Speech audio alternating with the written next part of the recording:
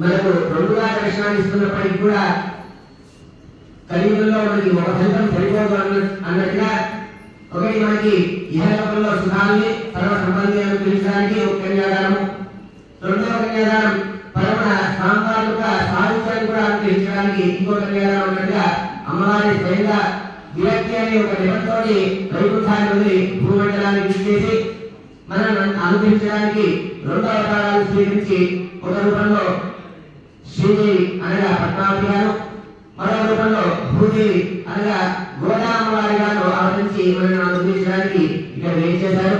అలాంటి అమ్మవారు సాధారణంగా అమ్మవారిని చూడండి, స్వామివారు తల్లి రకాన్ని ఉద్భవించాలి, అవతారం స్వీకరించాలి, ఇంకో అవకాశం లేదు. కానీ అమ్మవారి ఎక్కడ ఏ అవతారం స్వీకరించినా కూడా తాను ప్రత్యక్షమవుతుంది, ప్రకటమవుతుంది.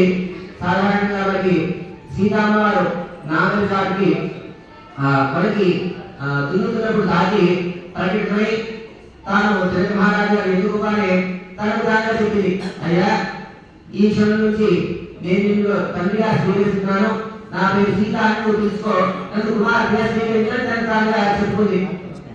అదేవిధంగా పద్మావతిగా కూడా ఆకాశానికి అదేవిధంగా జరిగింది, ఒక పట్టణంలో జరిగింది. అదేవిధంగా గోదామ్మవారు విష్ణు వారికి తులసివనంలో జరిగి నన్ను గోదా కోదై అనే నామంతో నువ్వు తీసుకో, నేను ఈ క్షణం కుమార్తె అని చెప్పి తనుతానుగా ప్రకటించుకుంది. కాబట్టి అమ్మవారు ఏ అవతారం స్వీకరించారు, తల్లిగా ధరించారు, తానే తల్లి. కాబట్టి తాను అయోధ్యగా ప్రకటమై భక్తులందరూ కూడా రక్షించుకుంటుంది. అలాంటి అమ్మవారిని ఎవరైనా సరే మా అమ్మాయి అని భావిస్తే కాబట్టి ఆ కన్యాదాన ఫలితం దొరికేస్తుంది. అవునా కదా? ఆనాడు జనక మహారాజు గారు అనుకున్నా, విశ్వజిత్వారు అనుకున్నా, లేదా ఆకాశరాజు గారు అనుకున్నా, వాళ్ళందరూ కూడా ఈ భావంతోనే ఆ ఫలితాన్ని పొందారు. కాబట్టి మనందరం కూడా ఆ భావంతోనే కన్యాదానం చేసి ఆ శ్రీనివాసుని మనం అల్లుడిగా చేసుకున్నారు. అలాంటి అమ్మవారి యొక్క గోత్రము సౌభాగ్య గోత్రము. అమ్మవారి యొక్క ముతాజు గారి పేరు విశ్వంభరుడు, అమ్మవారి యొక్క తాతగారి పేరు రత్నాకరుడు, అమ్మవారి యొక్క తండ్రి గారి పేరు క్షీరాకరుడు, క్షీరసాగర తనే. కాబట్టి అమ్మవారు పాలకడిలో ఎన్నైతే సంపదలు ఉన్నాయో అవన్నీ కూడా మనల్ని అనుగ్రహించడానికి నీకు కన్యగా కుమార్తెగా ఇప్పుడు ఉండి శ్రీదేవి గారు మరో రూపంలో భూదేవి గారు అనగా 14 గోడలుగా ఇక్కడ ఏం చేస్తున్నారు. అంతా కూడా ఒకసారి నమస్కరించుకొని చెప్పుకోండి. గృహీధ్వం గృహీమహే అహోదాస్యామి అహోదాస్యామః గోవిందా సామ్రాజ్యం భోజ్యం స్వరాజ్యం వైరాజ్యం పారవేశ్వరం రాజ్యం మహారాజ్యం సర్కారం రామం భృతం దేవారాజభూవ సంగీత నారాయణ నారాయణ సుందరం సుందీర్ఘాలు ఆగరాజ ఆత్మా భూదత్తంగోర్ సంద్రాత్ అయం దేవిష్టో విష్టో విష్టః గోవిందా గోవిందా గోవిందా గోవిందా గోవిందా కానాలి గోవిందా. స్వామివారికి ఇప్పుడు పాద ప్రక్షాళన జరుగుతుంది. మీరే స్వయంగా కాబోయేటువంటి అల్లుడికి ఆ శ్రీనివాసుడికి పాద ప్రక్షాళన చేసి ఆ తర్వాత పాదాన్ని రాసి ఆ పాదాలపై పుష్పాన్ని సమర్పించినట్టుగా భావన చేసుకోండి. గోవిందా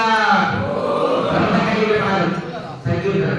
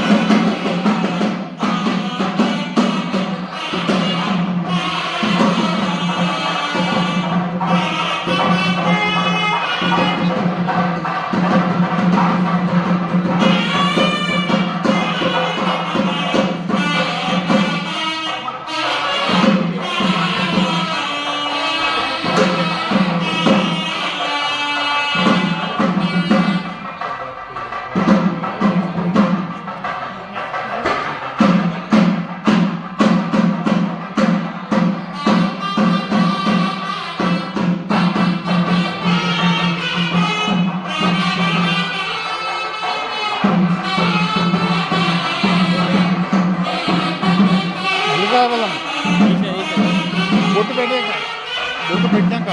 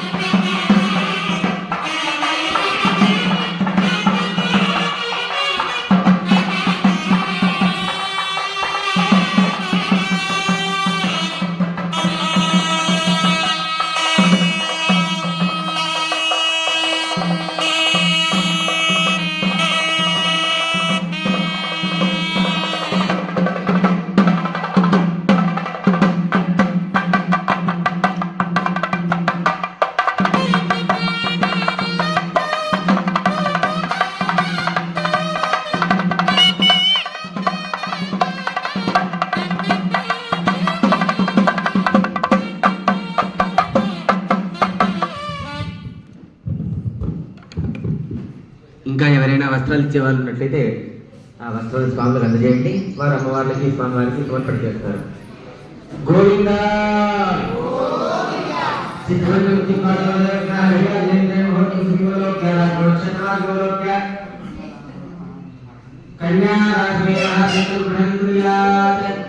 ఇప్పుడు అత్యంత ముఖ్యమైనటువంటి విశేషమైనటువంటి ఘట్టం కన్యాదానం. మనం అమ్మవారికి స్వామివారికి సమర్పణ చేసేటువంటి ఘట్టం. సాధారణంగా అమ్మవారిని సమర్పణ చేస్తున్నామంటే ఏదో ఒక రుజువు అనేది స్వామివారికి కూడా కలగాలి కదా. అమ్మవారి ఏ స్వరూపం? ఐశ్వర్య స్వరూపం కదా. మనకి ఇహలోకంలో ఐశ్వర్యం ఇప్పుడున్న దాంట్లో ఏంటి? బంగారము లేదా వ్యవహారిక వ్యవహారంలో వాడుతున్నటువంటి డబ్బులు. కాబట్టి అవి యథోక్తంగా అంటే మన శక్తిని అనుసరించి మనం అమ్మవారి స్వరూపంగా భావించి మన చేతిలో పట్టుకొని మహాసంకల్ప పట్టణాన్ని ఇక్కడ స్వాములు ముగించిన తర్వాత మనందరి చేతి కూడా కన్యాదాన సంకల్పాన్ని చెప్పిస్తారు. అది చెబుతూ వారు తీసుకొచ్చినటువంటి పాత్రలో ఆ దక్షిణని అమ్మవారిని స్వామివారికి సమర్పణ చేస్తున్నట్టుగా భావన చేసుకుని ఆ దక్షిణని దాంట్లో సమర్పించినట్లయితే ఆ సమర్పించినటువంటి దక్షిణంతా కూడా స్వామివారికి సమర్పించడం జరుగుతుంది. కాబట్టి ఈ శక్తిని అనుసరించి విధంగా దక్షిణ కానీ బంగారాన్ని కానీ చేతిలో పెట్టుకోండి. బంగారం 1,50,000 దాటినట్టుంది, అది పట్టుకోలేదు కాబట్టి 1015 మనం చేతిలో పెట్టుకోవచ్చు. కాబట్టి పట్టుకోండి. ఈ శక్తిని అనుసరించి ఇక్కడ మహాదేవుడు జరుగుతుంది. అంతా కూడా నమస్కారం చేసుకోండి.